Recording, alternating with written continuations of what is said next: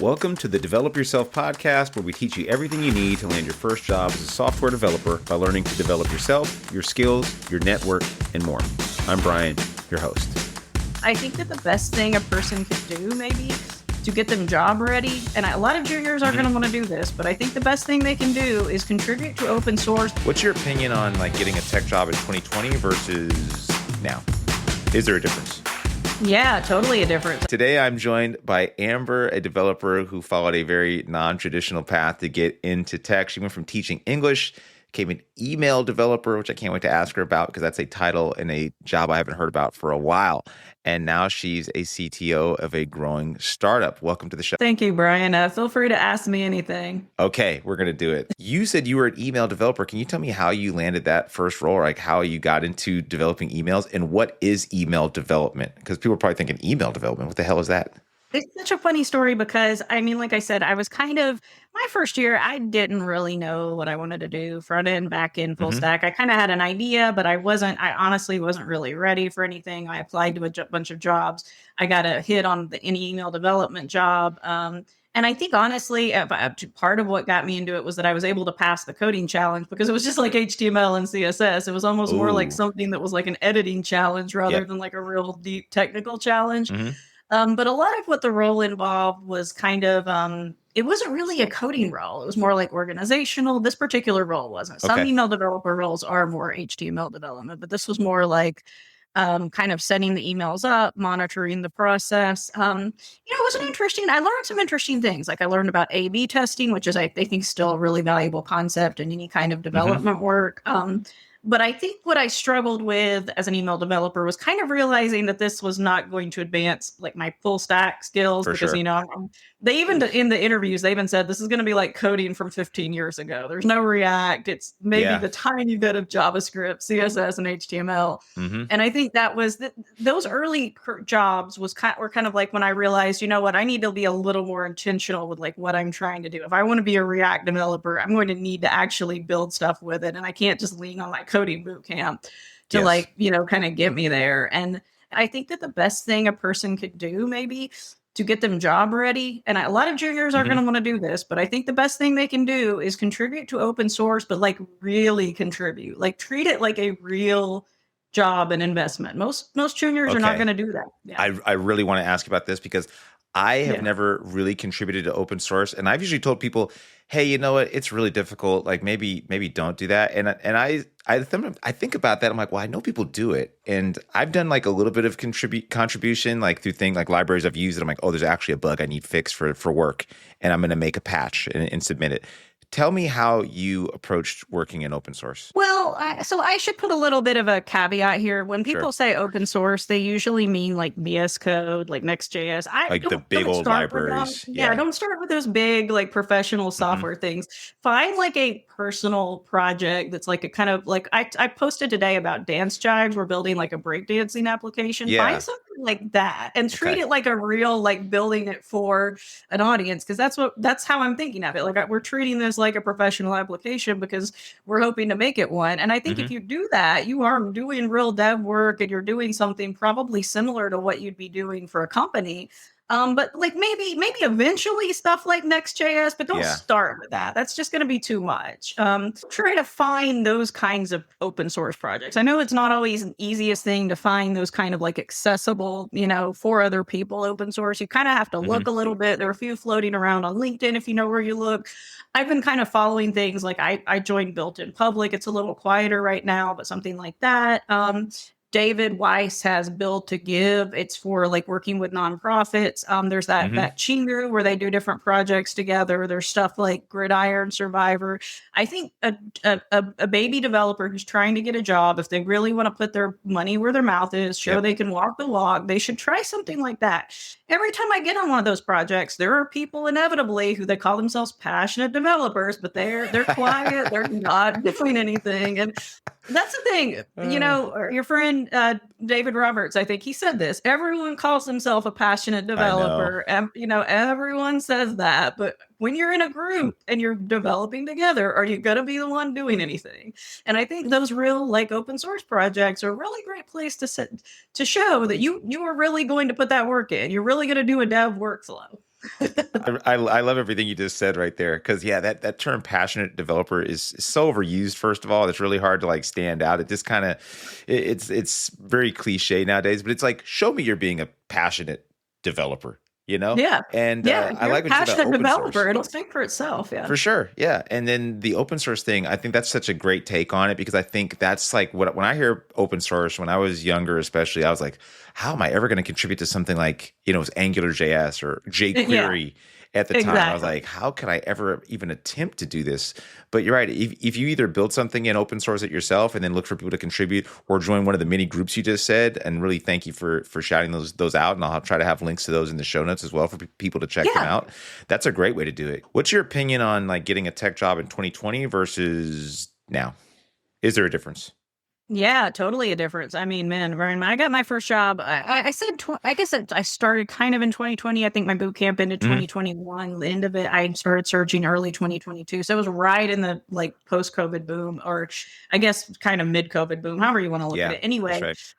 I got my first, the email developer job, dude. I had like, I had to-do list applications on my resume from a tutorial. Not even like that I built the to-do list. It was literally Oh, from like holy one of moly. Angela Yu's tutorials with like Okay. Bootstrap Oh my on it. So that's why when I got laid off at Takeda, I looked at my God. resume and I said, "Oh, I'm so dissatisfied with myself. I'm not the developer I want to be." And that's why I've gone so hard on like, working on things like dance chimes. And it's like we're building like a real full stack application, real users. Hmm. And once you get to that point, you can't go back. Like I could Yeah. never do a tutorial application like that again because once Hmm. you've gotten the sauce of like building for real users, it's just like invigorating in a way that you can't go back. For sure. Okay, so yeah, the job market's obviously changed now. For me, as like So a much. kind of senior plus level, Yeah. I've actually, I'll be honest, I've had an easier time right now than I've ever had. Interesting. It's very interesting. That's why it's so difficult for me to like get a pulse on what's going on because I know for junior developers it always sucks. It's never been easy.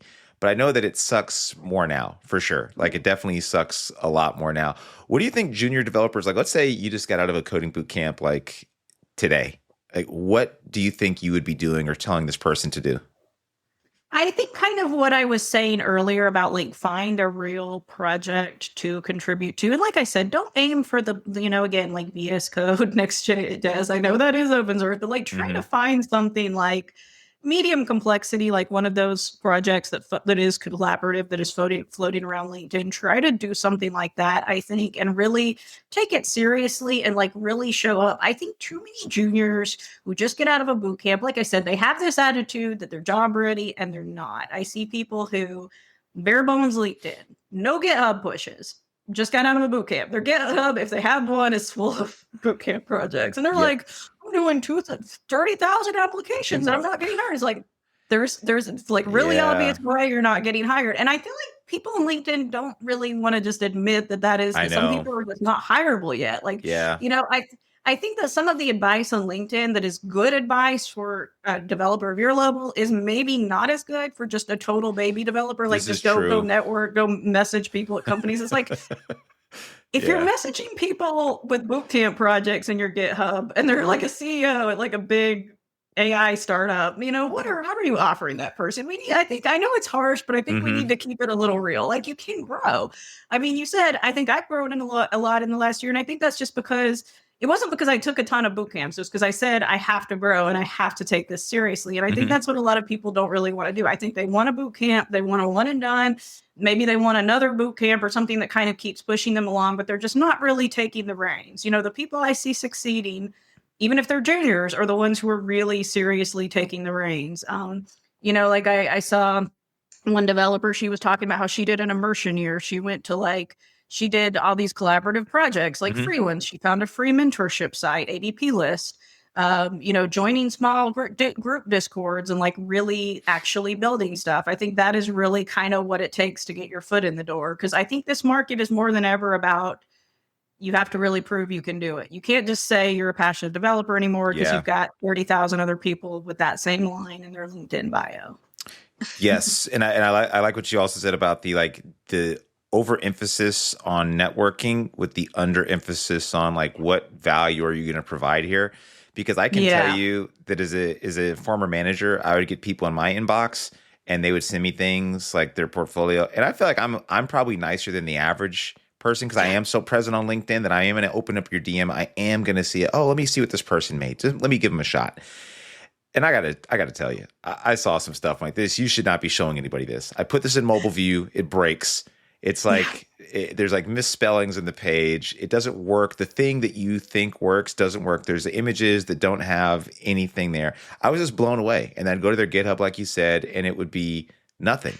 And I'm like, why'd you show me? If you didn't show me the GitHub, I wouldn't have cared. But you showed it to me, and now I'm looking at it and I'm seeing there's nothing there. I'm like, you got to present yourself a little bit better. I don't want to like dunk on junior developers Yeah. but Yeah. I've seen a lot of great ones. Like I've seen a lot of people with like really amazing things, but I've seen a lot of people. I'm like, what do you expect to happen from showing this? You know what I This mean? is why I honestly have some criticisms of LinkedIn because I think it's great that we are a positivity culture, but I Yeah, think for there's a sure. little bit of like gassing people up when like Yeah.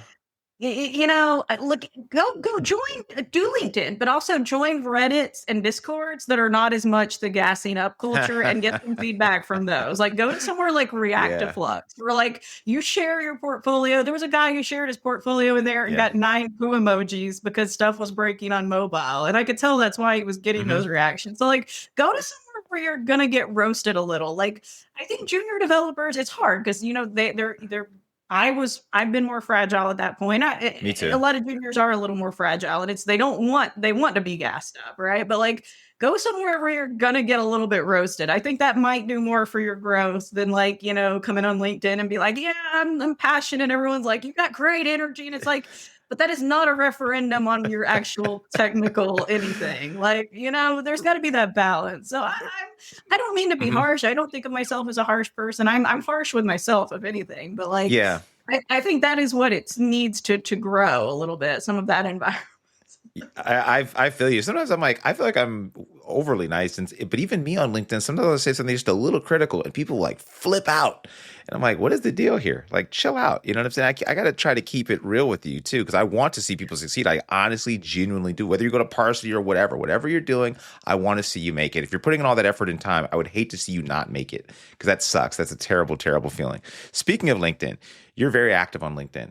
Now, would you suggest this to people that are juniors? And I'm just curious overall, if you have like a LinkedIn strategy, because you seem to be super active on there, and I love what you post in general, and I think that you're using it the right way because you Thank you. talk to me and we have like a genuine connection and some DMs going back and forth, which led to this conversation here. Yeah. But yeah, one, should people be using it if they're junior? And two, what is your strategy in general for using it? Well, it's so funny we're having this conversation because while I'm still active on LinkedIn, I actually have dialed it back a little bit just because I'm Okay. trying to focus on like posting, proof of work and like proof I'm working on stuff and to make sure I am working on stuff and not just hanging out on Oh LinkedIn yeah, all for day. sure. Yep, So yep. I am still active, but I try to make it like today, I did my dance jive update. I try to make it so when I'm coming on there, I'm actually showing I'm working on stuff because that's something I've been a little self-conscious about. Like I don't want to just be like a LinkedIn influencer. I also Mm, want to, be doing my code. But I think that is to answer your question. I think what you kind of have to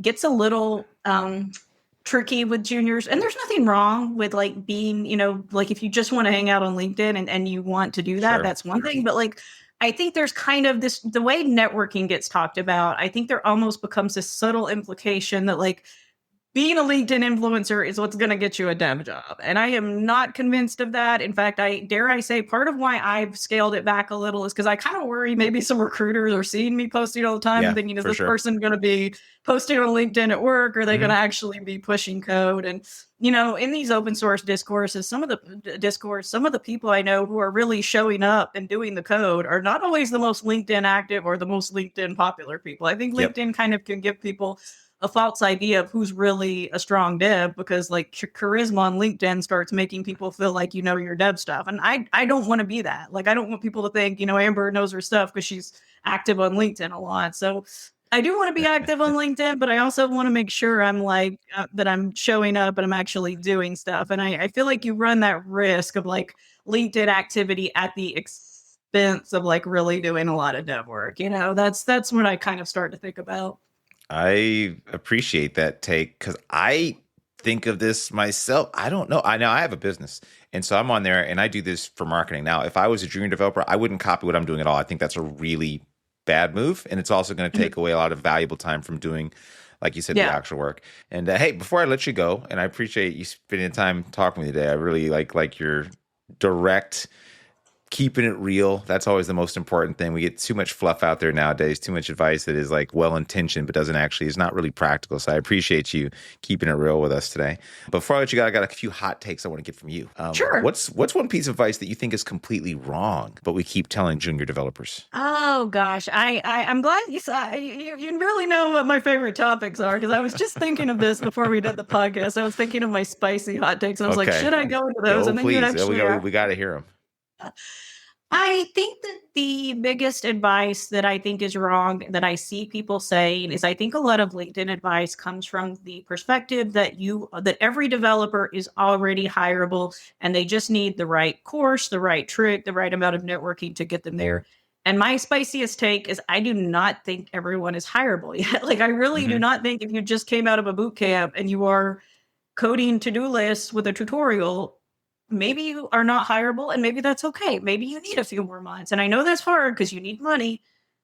Maybe get a part-time job. That's what I've been doing. I've had to do this multiple times where I got a part-time job and I coded on the side and I actually tried to build things for real users. But Mm-hmm. like I think too much LinkedIn advice has kind of created this ecosystem of very junior developers who seem to kind of be leaning on their charisma and personality, almost like as like that's their skill. Like that's like I'm a non-traditional. You see all these like I'm a non-traditional Mm-hmm. coder from like this background, and that becomes kind of their whole brand. We talk about Yeah. branding, we talk about networking. And it's like, bro, I'm not saying that's it's sweet. It's nice that like you like these other hobbies. You're like a former artist who's a coder now, but man, Mm-hmm. if you can't pass a tech challenge, you're not going to get Yeah. hired. No And we one's need to gonna be care. blunt with people about that. Yeah. Like you gotta be doing your DSA and those like unsexy things on the weekend. And I think that's where like LinkedIn is not the best because I think in that way for juniors, because I think it gives them kind of this idea of like branding and networking is everything. And I've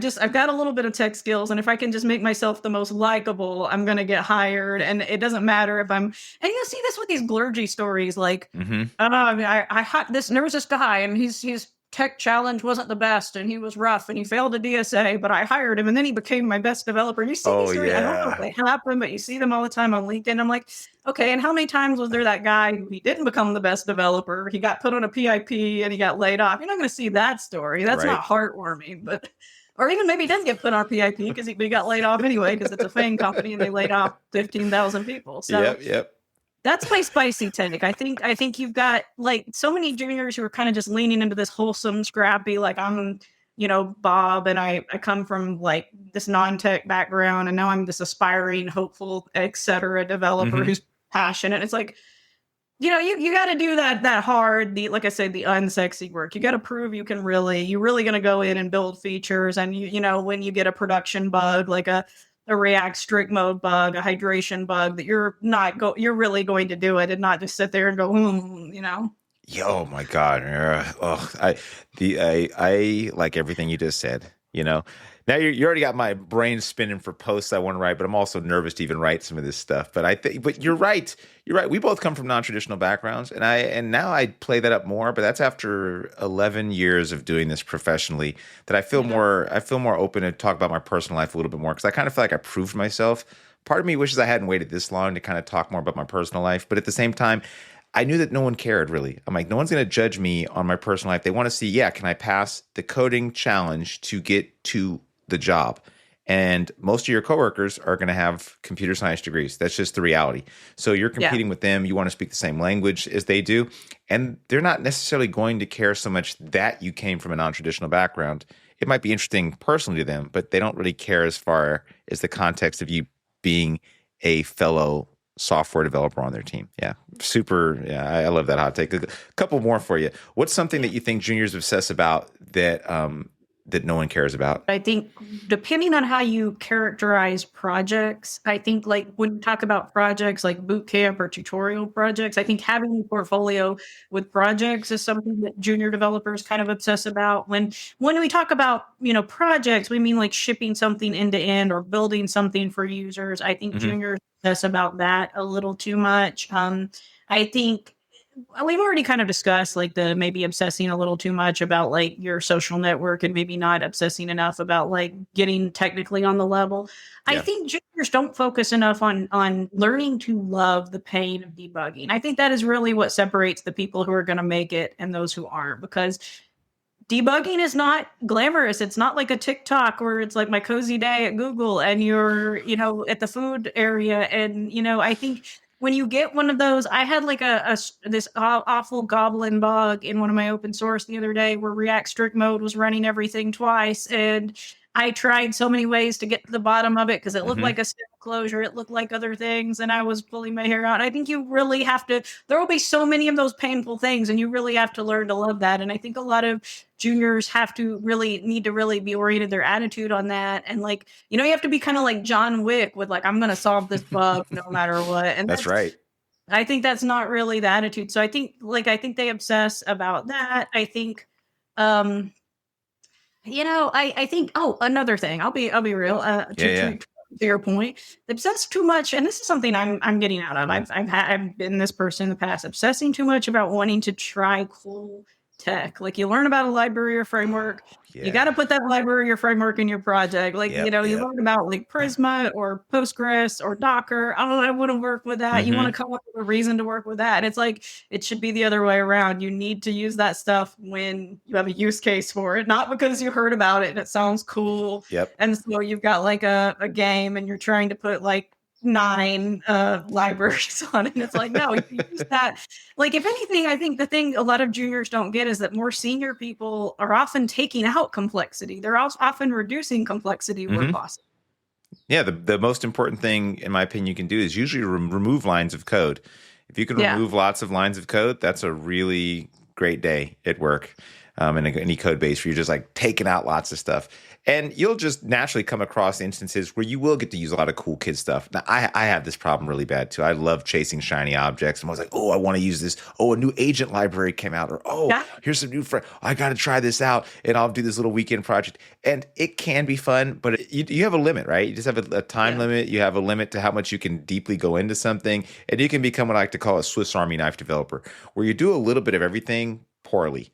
And that's like a really quick way to be unhireable, but then have like a bunch of what you consider knowledge in your head. Like, I know 20 different libraries and frameworks and, you know, cloud service I think providers, one of but the you can't most do them. junior things is trying to put everything on your resume that you've ever touched. Like Yeah. my first resume out of my boot camp, I had like, it's so funny to think back on it. I had Ajax and jQuery and stuff like that on Oh, my me resume, too. not Yep. realizing that's actually selling the wrong impression in this era. Like, not really, just think, okay, it sounds cool and I've kind of Uh, touched it. So I'm putting that on my resume. It's like, that's not telling the story you think it is. And like, obviously, recruiters sometimes they don't always know the tech, and that's a whole other story. But like, it's not necessarily selling what you think when you're just putting every name on there. mm-hmm.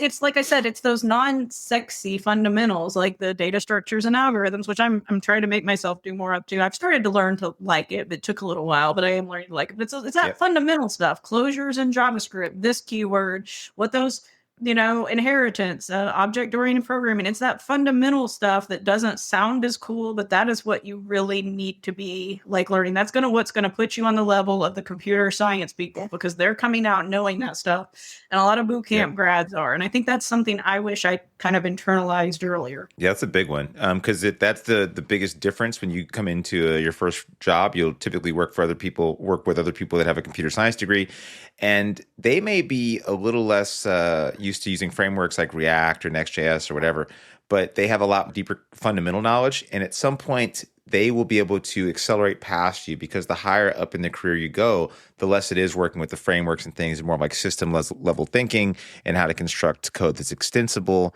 and all these kind of common software practices that if you went to a boot camp, you may have missed out on. So I do think there's that weird point where a boot camp grad and a CS grad can kind of start off with equal footing, and even the boot camp grad can even be a little more valuable in some cases when you're Yeah. working at a startup on a framework.